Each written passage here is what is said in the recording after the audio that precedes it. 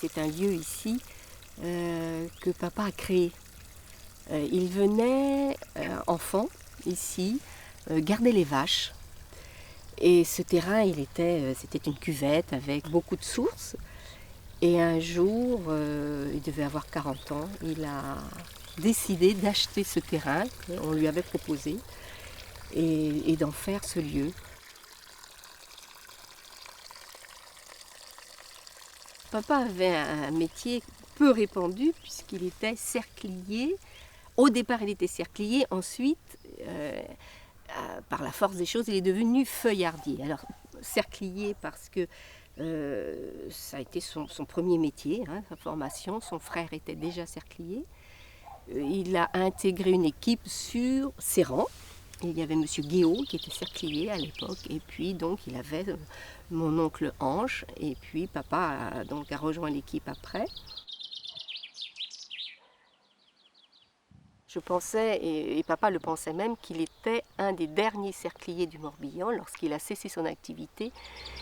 Et en réalité, non, nous avons appris par la suite qu'il y avait aussi un monsieur Dénigaud qui était aussi également cerclier. Et ça, c'était chouette quand j'avais appris ça. Oh, quel bonheur ça m'avait fait parce que au moins ce métier-là perdure. Maintenant, il va perdurer que peut-être pas très très longtemps maintenant, mais c'est chouette de garder encore ce métier-là, quoi. Salut.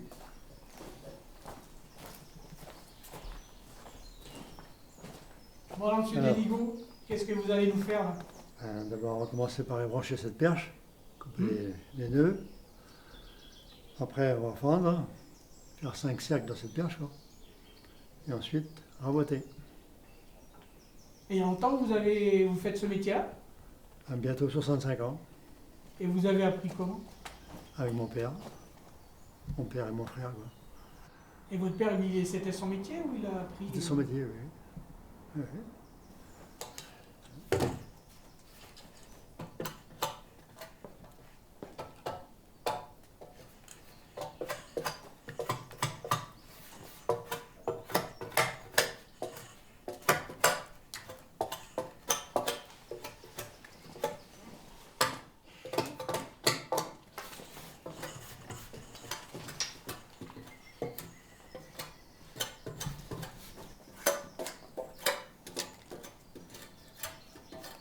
C'est un faucillon?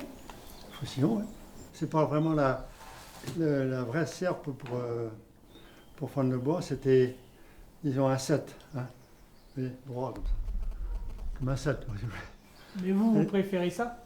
Ben oui, j'ai toujours travaillé avec ça.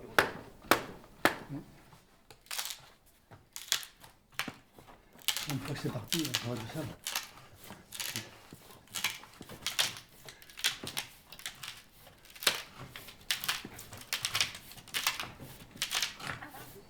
Et qu'est-ce qui fait que vous décidez de la fendre en 2 ou en 3 ou en 4 ou en 5? Dans la grosseur, quoi.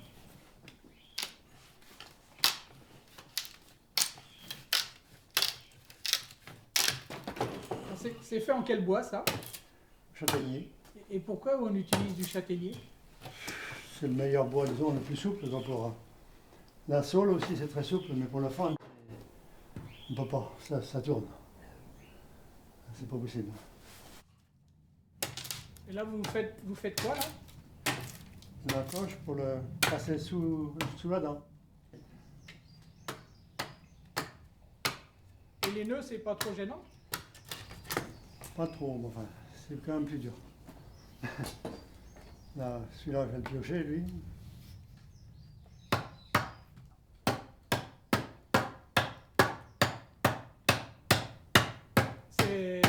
C'est pour préparer le rabotage que vous allez le piocher? Oui. Il y a une histoire de sève aussi, non?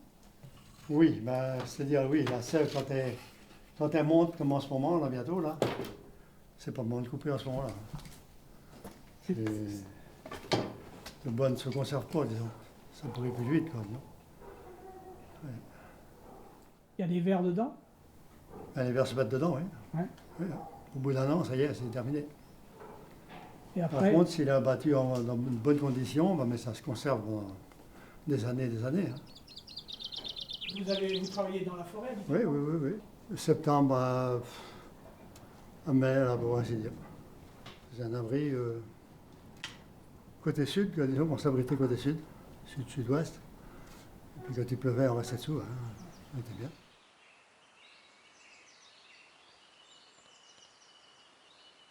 Lorsque sa taille était choisie, donc il restait là pendant un certain temps, donc il rentrait bien sûr chaque fin de semaine, mais il vivait en fin de compte dans la forêt. Et puis le repas du midi était pris sur place, mais le repas du soir, eh bien, en général, il trouvait toujours une ferme non loin de la taille. Et là, il prenait une petite soupe, et puis bon, on passait la soirée avec les gens. Et donc, on n'avait pas vraiment beaucoup de contact, quoi, avec, le seul contact qu'ils avaient, c'était vraiment la nature. Il fallait donc d'abord aimer la nature. Je pense aussi aimer la solitude. C'était, je pense, quelque chose de primordial. Être seul avec soi-même, je pense que c'est ça, oui. Bon, alors, attends, je vais te les marquer. J'en ai déjà retiré deux, là.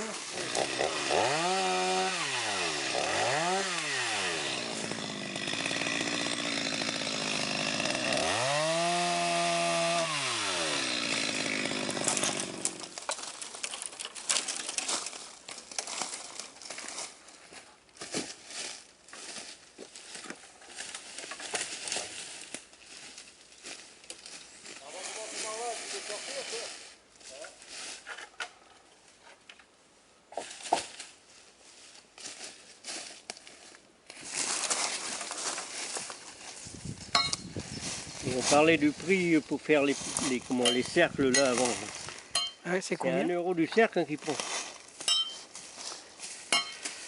L'année dernière on a fait 98, 98 euros.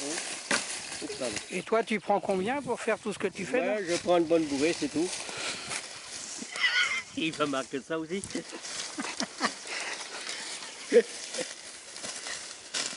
Ça t'a récolté combien de perchauds là? Là on a fait 16, 17, non 17, je crois. Donc ça va être de la bonne qualité cette année? Ah bah ça devrait. Ça va lui plaire. Enfin, normalement. Ça va lui plaire, mais il a dit déjà, il faut déjà les abattre. Il dit, la sève commence à monter. Hein. C'est vrai. Hein. On est au mois d'avril. Hein. Oui, hein. Normalement, ça devrait être fait au mois de février. Ça. Tu te rends compte?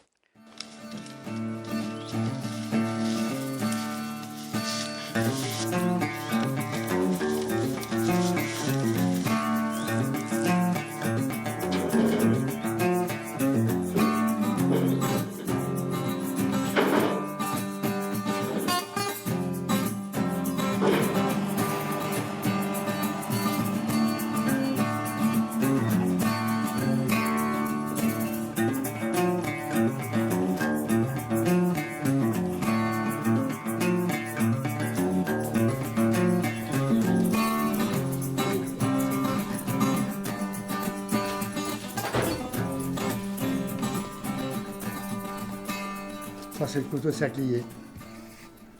Un couteau cerclier. Et dans l'autre main, La navette.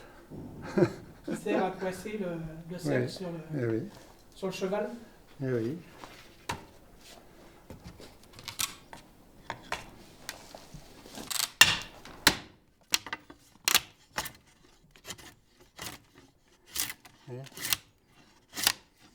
Charbon de couvert, là.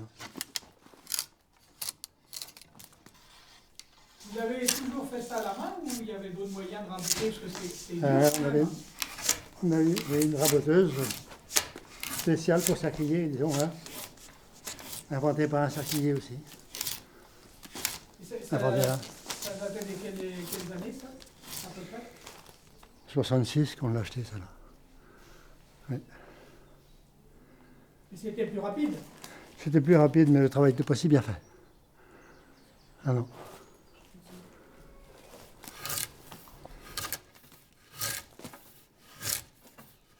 Et les copeaux qui tombent là, ça a un nom ça? On appelle ça la dolette. La dolette. Et après, qu'est-ce que ça devient alors? Qu'est-ce que vous en Ben, faisiez? maintenant, ça nous sert d'allume-feu, disons. Et avant? Et autrefois, ça nous servait pour les toitures des caves, des poulaillers, des trucs comme ça. Ça remplaçait le chaume.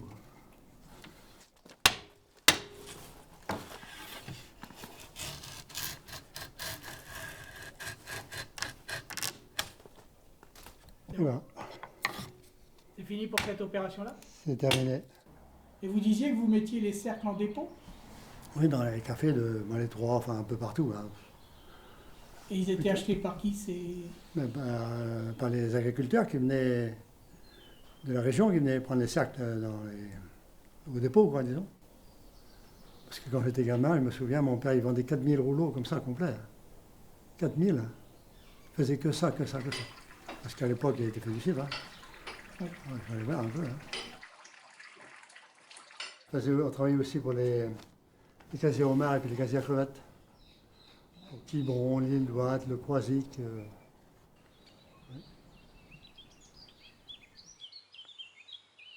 Lorsque le métier se faisait un peu plus rare, on faisait de moins en moins de cidre, donc papa s'est tourné vers la pêche maritime, tout en conservant bien sûr les cercles. Les casiers en plastique sont arrivés très rapidement. Au départ, il y a eu des difficultés avec les casiers en plastique, ce qui le réjouissait quand même, il faut le dire, parce que les poissons et les crustacés n'aimaient pas l'odeur du plastique au départ. Évidemment, les industriels ont su y remédier après, mais c'est vrai qu'il avait un petit sourire de côté quand il disait « Bah oui, mais nécessairement, les animaux vont pas aimer le plastique ».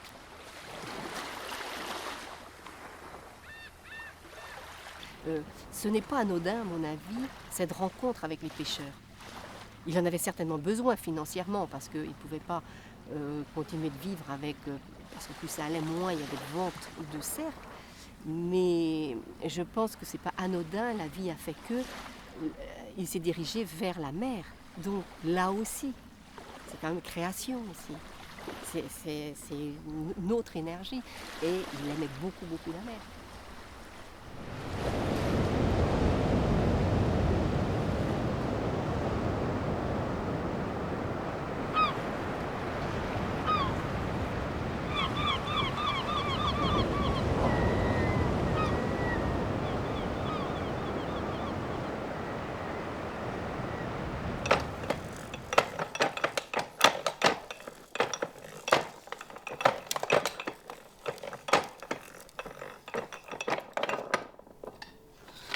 Vous voyez la différence? Comme mon père, avant qu'il ait cette machine, lui, il plantait un pieu comme là-bas, il forçait sur le pieu comme ça pour les... Un peu comme... Même sur le genou, on peut arriver aussi, hein, vous voyez? Un peu, hein? Mais il fallait du temps, hein?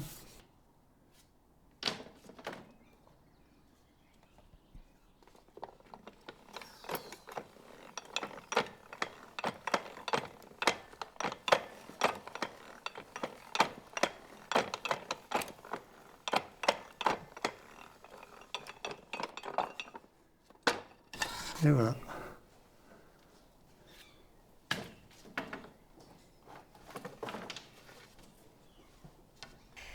Lorsque nous avons retrouvé les photos, nous sommes dit si nos parents ont conservé tout ça, c'est bien parce qu'ils avaient envie aussi que ça se perpétue, quoi, hein, que on n'arrête pas là et qu'on brûle les photos, les coupures de presse, les enregistrements, parce qu'il y avait aussi des enregistrements sur son métier.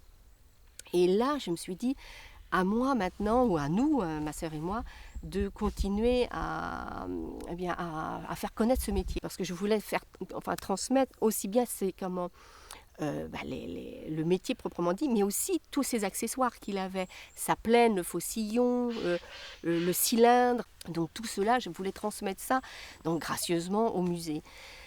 On a failli avec le musée de Bretagne, car une jeune stagiaire était venue, vraiment ça l'intéressait beaucoup. Et puis malheureusement, bien, ça n'a pas abouti.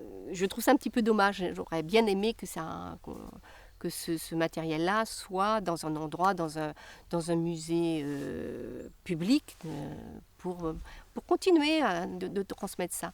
Et la preuve que donc mon père et puis mes parents voulaient protéger ça, que ce ne soit pas dans l'oubli, c'est que papa continuait toujours, après sa retraite, à faire des expositions.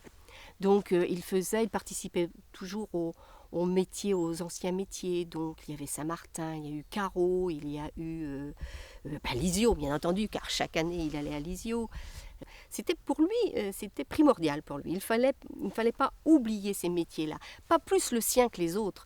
C'était vraiment, on n'a pas à oublier ça. On n'a pas à oublier que des gens ont beaucoup travaillé, mais c'était pas pour l'argent, c'était par passion, comme je disais tout à l'heure, vraiment par passion.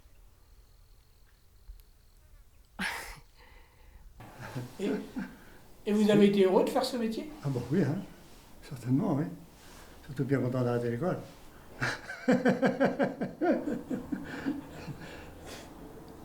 Ah oui, vous étiez content d'arrêter l'école? Oui, non. Oh, bah oui, hein. C'est pas que j'aimais pas, mais bon, bah, je préférais travailler qu'aller à l'école. Hein. Ouais. Ah oui, hein.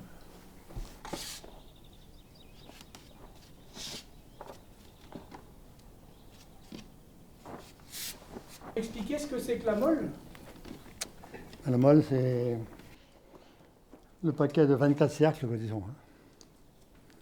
Puis complet, 24 cercles. Et il y en a dans la hauteur et dans l'épaisseur, là. Ben oui. Alors, il y a combien? 4 rangs de 6, quoi. 6 fois 4, 24. Ouais. Bon, ben, on va le tourner maintenant.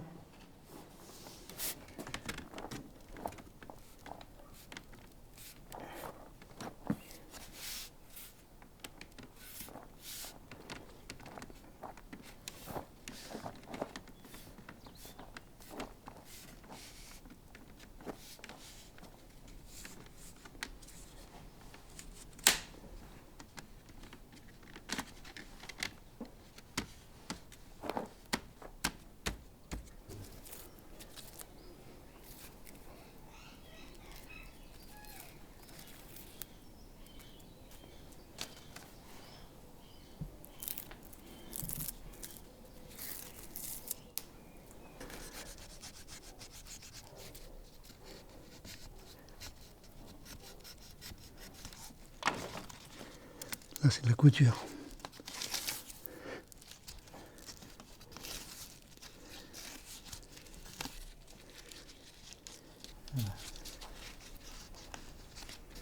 Voilà.